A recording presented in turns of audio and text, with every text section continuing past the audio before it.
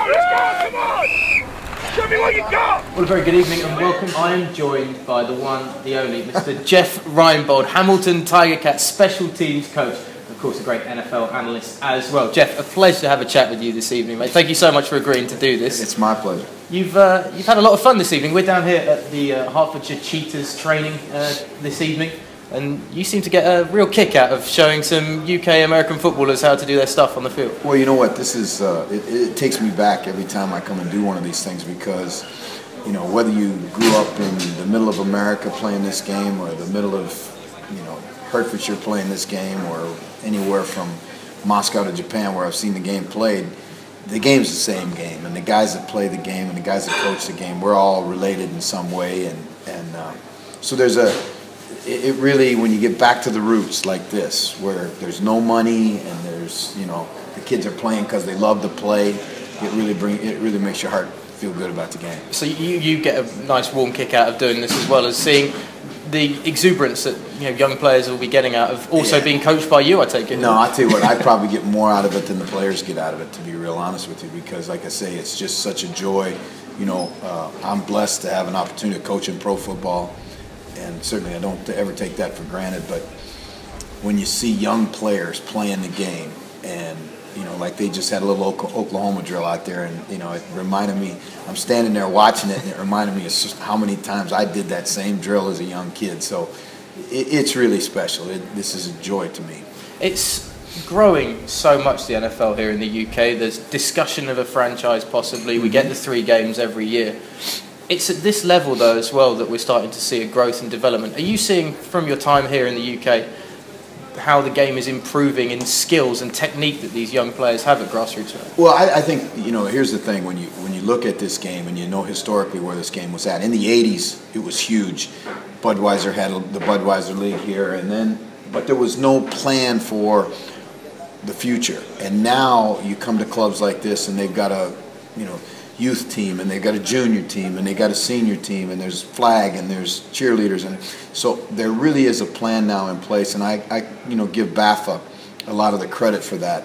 They understand that the game, to grow the game, we got to start to reach the players at the youngest age, and then continually feed players up into the pipeline. That's one thing, and then the second thing is you look at the success of guys like Menelik Watson, Jack Crawford, Sebastian Vollmer, who came through our NFL Europe program, is going to start at right tackle for the Patriots on Sunday. Bjorn Werner. They're European kids now playing in the National Football League at a high level, and so these young guys have something to aspire to dream to. So it's to get people engaged in the UK, in NFL, it's important to both have the professional level to look at, the highlight reels and what we see on television, but also to get the ball in people's hands and get them playing. Absolutely, you got to play the game, and you know, I told the young players, the junior players here, that the story of Sebastian Vollmer, how we found him on a field much like this with no lines and no equipment. And, you know, there's a kid that if you'd have said to him when he was 17 years old that one day you're going to be the starting tackle for the New England Patriots, he might have thought you're out of your mind. But you got to give him an opportunity. And then the other thing, the spin-off of this is you were developing fans for the game. And I've watched the game on the amateur level improve so much over the time since 1994 when I came here for the first time, that it's, you know, you go out and watch an amateur game. Go watch a uni game. Go watch a BAFA game. It's good football. These are well coached. The coaches have improved so much. The coaches education program that they have now in the UK is outstanding. Again, credit to BAFA, credit to NFL UK, Alistair Kirkwood and those people, all the money and time and effort they put in trying to help grow the game. And you got to grow the coaches to grow the players so that the game itself can grow. What do you see as a future for British American football? I think it really is going to come down to a couple things. When you talk about a franchise, I think that is now in the conversation. Again, I've got a historical reference on this. I remember when Alistair Kirkwood brought that idea to the NFL offices in New York, and you could hear the laughter from New York all the way back here in the UK. They never thought that it would ever happen. Well, it went from 1 game to 2 games to now 3 games, and I think they're going to be even more as we go forward. Whether it's a franchise or an 8-game schedule here in the UK, I think that's in our future. I think you're going to continue to see more and more players from the UK going on and playing both college football and then, you know, with an eye on playing in the National Football League. I've seen numerous kids now in that age frame. We're getting access to the athletes at a younger age. The problem in the past was that you wouldn't get a player to come to American football until he was 21 or 22 years old. They were so far behind the learning curve. It wasn't that they couldn't do it athletically, it's just they didn't have the background. So now as you watch these young players come, and they're 15, 16, 17 years old, and they're playing in their amateur teams, and now there is a pipeline. And you know, you look at, like I say, look at Jack, look at Menelik, look at all those guys that are, you know, Tommy Wart, who, you know, went on and played at Oklahoma and then was, you know, had an opportunity to play in the National Football League. Those are all UK kids, and you don't have to be American to play at the highest level. On the London franchise, the potential that, as you say, it wouldn't have been discussed a few years back. Now it's even a conversation we're having. But what the pessimist in me asks stops London from being like Los Angeles, as almost used as a bargaining chip, and so much discussion that we never get one in London? I think there's probably some truth to that, because the NFL is a business. It's a multi-billion-dollar business.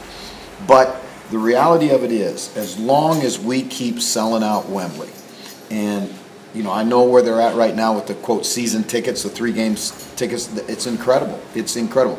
I would be willing to bet you that the season ticket sales for the Wembley games are higher than some of the franchises' season ticket sales for next year in the United States. Now, that doesn't guarantee it's a franchise, but as long as we continue to do our part, and what is our part to the National Football League? Our part is buy the tickets, come to the games, make the Wembley experience what it has been and what it's grown into. Then the opportunity for franchise to come here, I think, is really very, very close to happening. I like how you use the phrase "us," an hour. You know, you're like our adopted coach over here now, I guess, Jeff. I got to ask you a couple of questions about the NFL as well. Of course, we're in kind of awards season right about now. Yep. Who's been stood out very quickly as kind of the best leader on the field for teams in the NFL season this year? I think it's really that's an interesting question, because they come in different fashions and different ways. You know, you obviously you see Peyton, and you see Russell Wilson, and you see Tom Brady, and you see Aaron Rodgers as quarterbacks. They're in leadership positions, so obviously they're definitely leaders. You watch a guy like J.J. Watt, what he does, what he means to his football team. He's an inspirational leader on that defensive football team.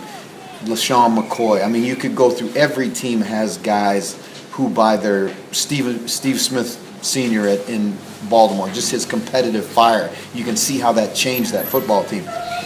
But, you know, again, I think every football team has great leaders. I watch Corey Redding get Indianapolis ready to play each week, and, you know, you can see that obviously he's a guy that emotionally they lean on. So every team has their own. And finally, because I don't want to leave, there's people outside being very cold this evening waiting to come in here, so we'll have one last one.